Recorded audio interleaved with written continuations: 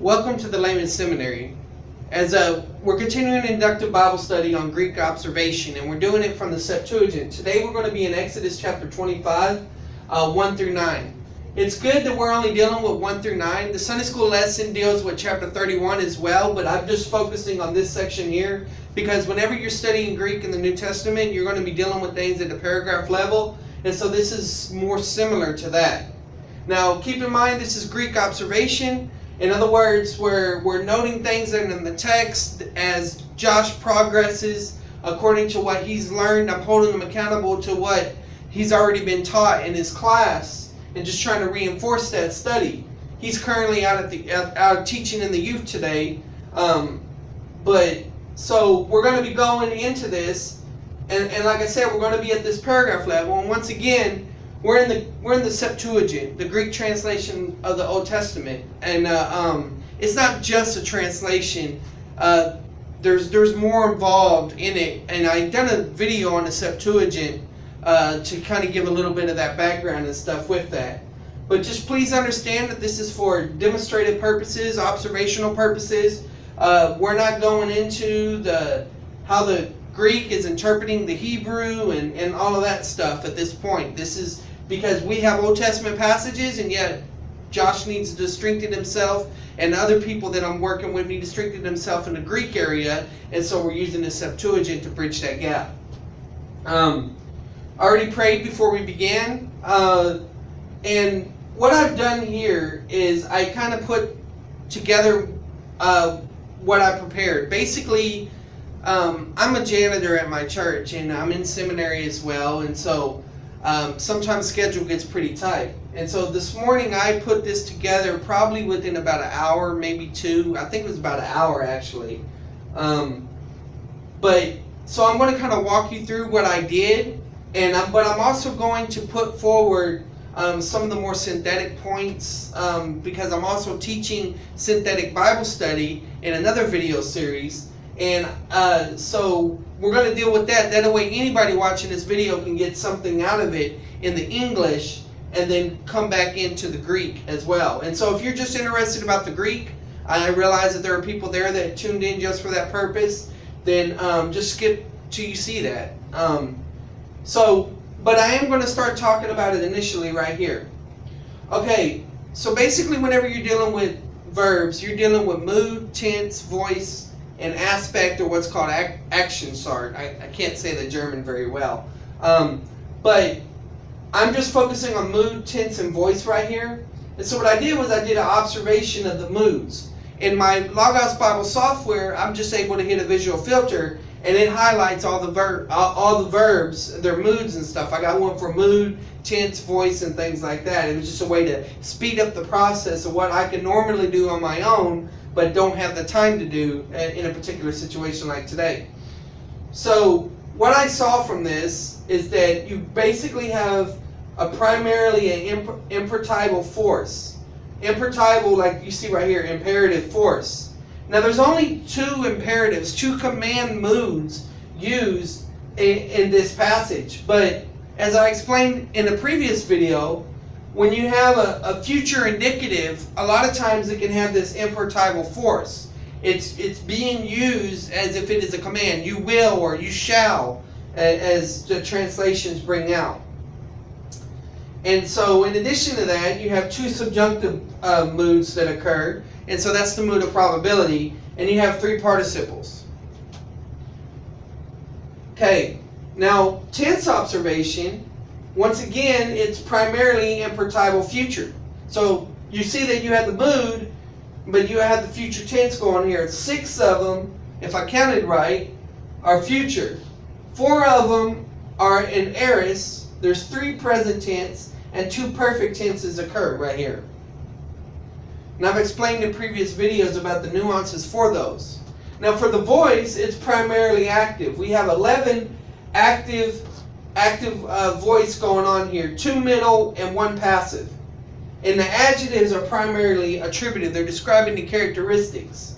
And so this is something you can do to analyze your passage to get an idea for the feel or the flavor, not just what is similarity or what is dominant or primary, but what is the differences, what are the shifts that go on as well.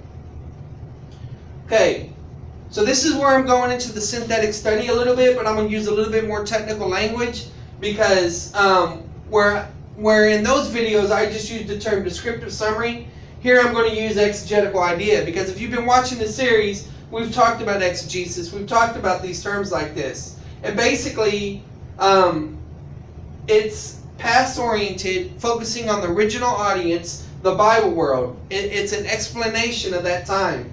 So a lot of, this one is not written in the past tense, but still, that's the whole idea right here. So I just wrote, God commands Moses to instruct the Israelites to pool their resources to build the sanctuary and other implements from various materials so that he would appear and tabernacle with them.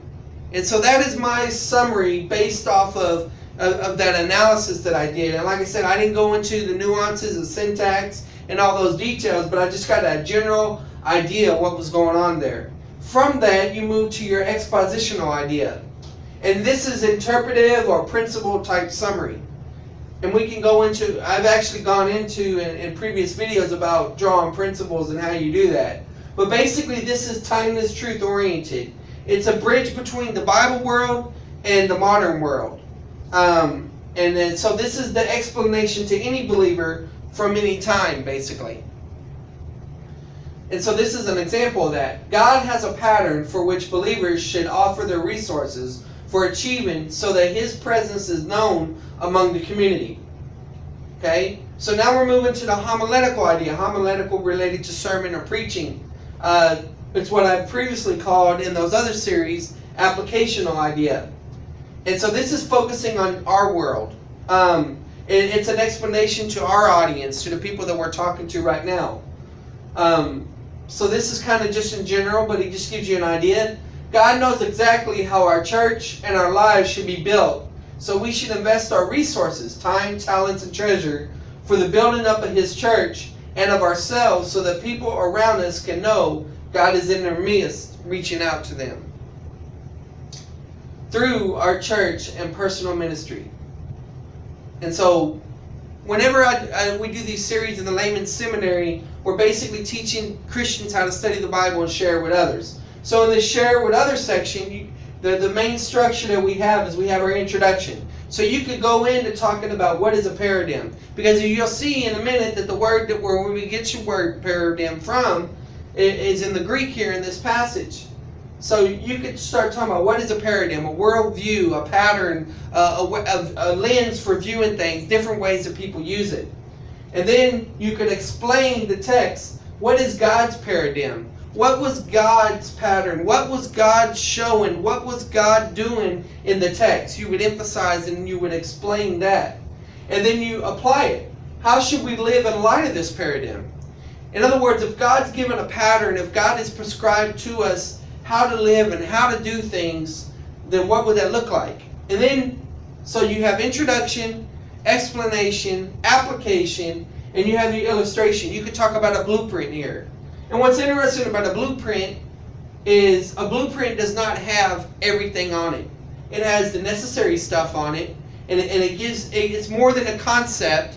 It gives enough idea, and it's the same way with the will of God.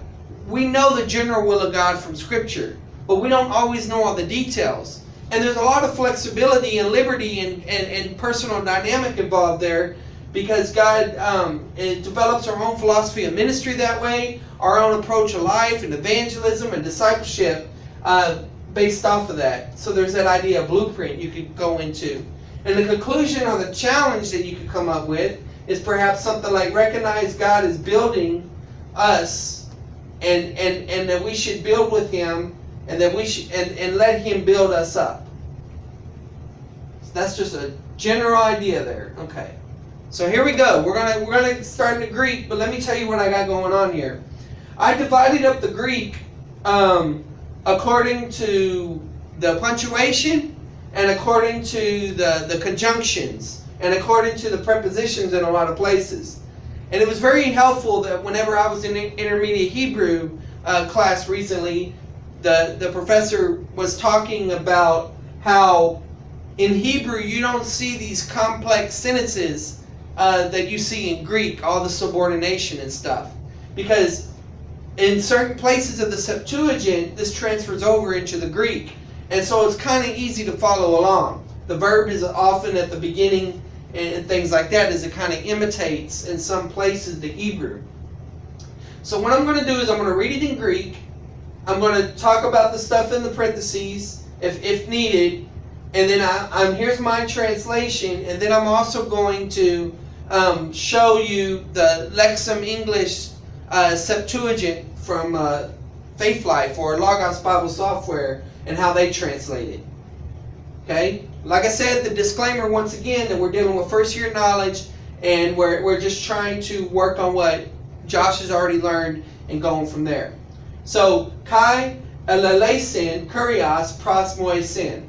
So this is, and the Lord said to Moses. Okay? We see that it's indicative, aorist, active. And so it's mentioned in that. Then we have this word saying. As I explained before, this is a redundant participle. In the Hebrew, it would be leamor, which is an infinitive actually. But this could actually be translated as and he said as well for the Hebrew. My Hebrew professor even took it that way. And all it's doing is it's introducing the discourse, the talking aspect of things. And so this is a present participle. Okay?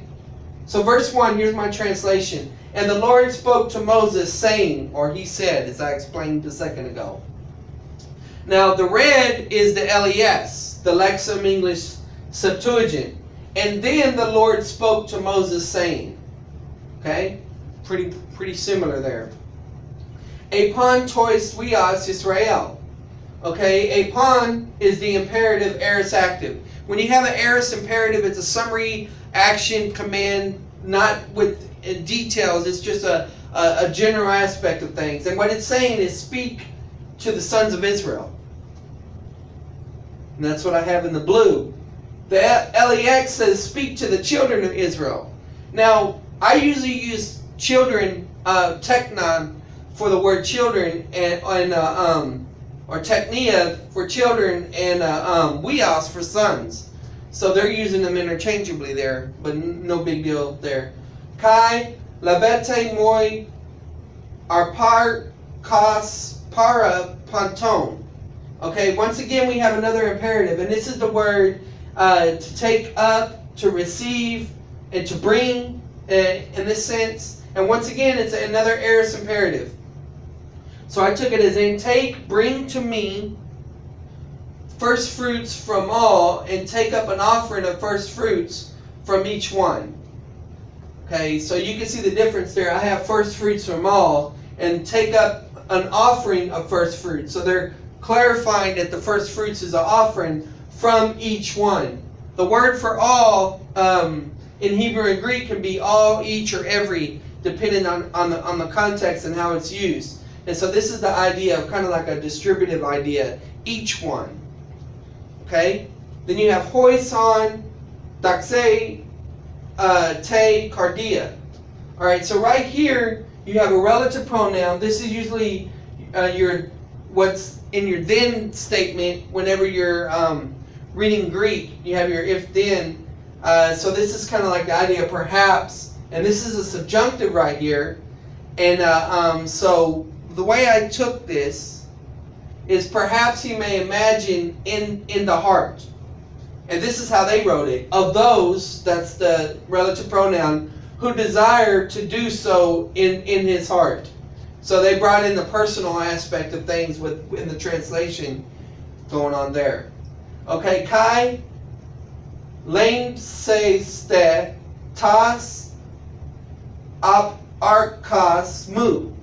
All right. So once again, we got our this right here is a future middle indicative. So this is an example where the future tense is being used, and you can see that this is where the future is reacting right here. I mean to the sigma, where it's being used with an impertible force, and actually the previous one was as well, I think. Not that one. No. This is where it starts. Never mind. Okay. So, and you will take, receive, bring my first fruits. I just put the various nuances of of the word for lambano right there that came to my mind to see what would work.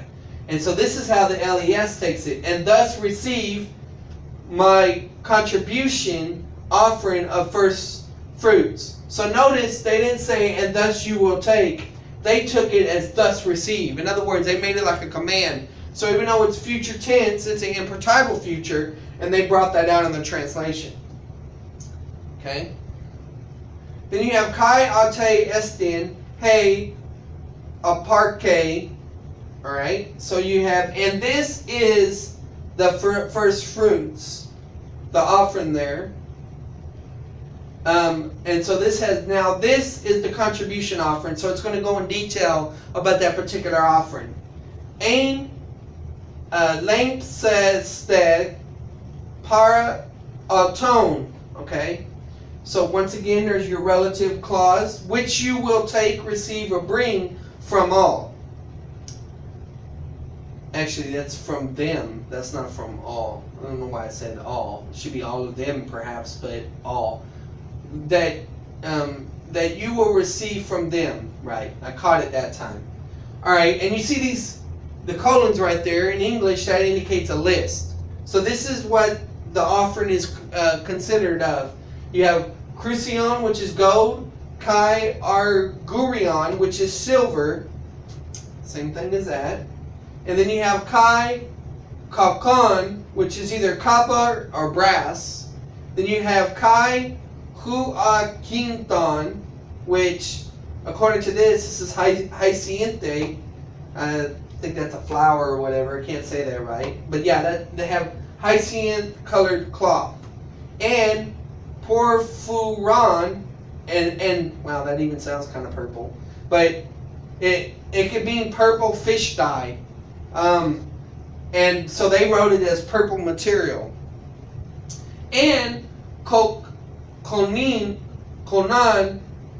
diplon, and so this is the idea of twofold scarlet. Diplo, you've probably heard that term before. And so rather than twofold scarlet, they have double scarlet.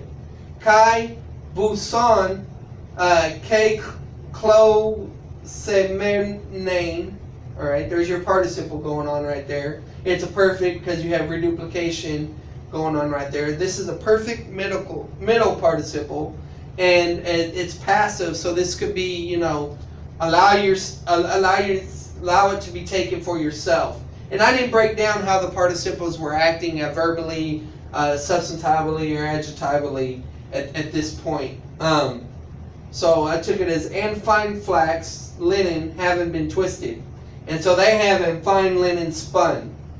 And when I saw this word, I knew that spun could have been the idea, but I didn't want to read an idea of like a spinning wheel into the context when I didn't know what type of technology they had at the time. So I just went with the twisting idea. Kai trikas aigeas, so, and goat's hair. So here's the word hair, and then there's goat and goat's hair. Yeah, let's make sure I got that right. All right, kai dermata, that's where kind of like dermatitis is word for skin, or epidermis. Creon, a Ruth. Wow, this is a big one. A Ruth throw don omina. Wow. So once again, another perfect middle passive participle. And so what you have is and ram's skin having been dyed red. And that, the way that the LES translated it, and skins from rams dyed red. Kai deramata huakinthina. Okay, so there's our word for hyacinth again. But they take it, but this is the skin this time. But interesting, they translate it as blue. So evidently, I don't know my colors very well, or I don't know my plants, but this is a blue plant there. Of course, you can always do research into all of this, and find out these things. But like I said, I'm focusing on the Greek, not about flowers and all that stuff. I'm assuming it's a flower. Kai zula aserta, and cut wood unlikely to decay. Okay. and wood that does not deteriorate is how they took it. Kai lithos sardio, and this is not sardines, this is the sardius stones, or sardis stones as it mentions there. Kai lithos este glufane estane epomida. Okay? And stones for the carving, so there's carving for the upper point. So I'm taking the prepositions as ace and ace, they're for. So they took, and stones for shaping for the shoulder piece. This word for upper point, it could mean like an upper point of a ship, and I think it mentions shoulder as well. And so I just put upper point. Maybe I could have specified it, but I wasn't looking too close at the context when I made that gloss. Kai ton podere. Okay, this is like the word where podiatrist comes from, basically. And reaching to the feet. In other words, it's a full-length robe, and that's how the translation is taken. Okay, kai poieses moi hagiasma. Okay, there's your future active indicative, the lengthen it there, with the sigma indicating the future. And you will make for me a sanctuary. And say, you will make a sanctuary for me. So they put the for me in a different place than I did. I just went with the Greek order right here. Kai apthesomai in human. Okay, now whenever you have theta, eta, sigma, you know that this is a future passive. So, and I will be seen in you. This is the word ophthalmos, basically where it comes from, ophthalmao. But look at this translation, and I will appear among you. And so it's interesting that it's using the word for seen, to be able to see, because we know people say it appears that way when you're talking about a concept of perception. But this sense is the sense that he's going to appear. God is going to dwell among his people. God's going to visit them. Okay? And poieses moi kata panta. So here we got the future active once again with the imperatible voice. So this should be do or make. And you will make, or you shall make for me according to all. So you will do for me according to all things. And that's how I took that there. They said, and the reason there's an asterisk there is because in the translation the verse numbers are off. So this says 8 here in the English, but it's actually 9 in the Hebrew. And you will make it for me according to everything. Then you have hosa ego soy de canuo inta or a. Okay, so right here you have your relative pronoun down there. Then you have I to me, and then this is the word for show, but I translated as teach. That's one of the options. And I would teach you this is preposition meaning on the mountain right here. So this is what he's basically saying, which I may teach to you on the mountain. So this is how they took it. That I am about to show to you on the mountain. Okay? Now here's our word where paradigm comes from. Ta paradigma tes skenes. And so the pattern of the tabernacle, skenes, skeneo for dwell and stuff. In John chapter 1, it's when it says the word became flesh and dwelt among us. It's the verb form of that. The pattern of the tent is how they take it. Okay? Kai ta parademata panton ton skuon autes. So the pattern of all these implements, or the other option is and the pattern of all its vessels. So it's encouraging that whenever I made a translation within an hour and preparation and stuff, that my translation was pretty close to the Lexham English Septuagint. You can go back and see where they're different and why they differ. And it's always good to do translation comparisons because you can get an idea about the decisions. That's a window into the syntax, the options involved there. So basically what we've done is we've run down through this passage, 1 through 9. And as I said in the very beginning, the way that I initially done this, the way I analyzed this, was I went for the mood, the tense, and the voice. And so I counted those up and tried to get a primary idea. And so if I were to summarize from my mind, I would say that the primary mood is the imperative mood.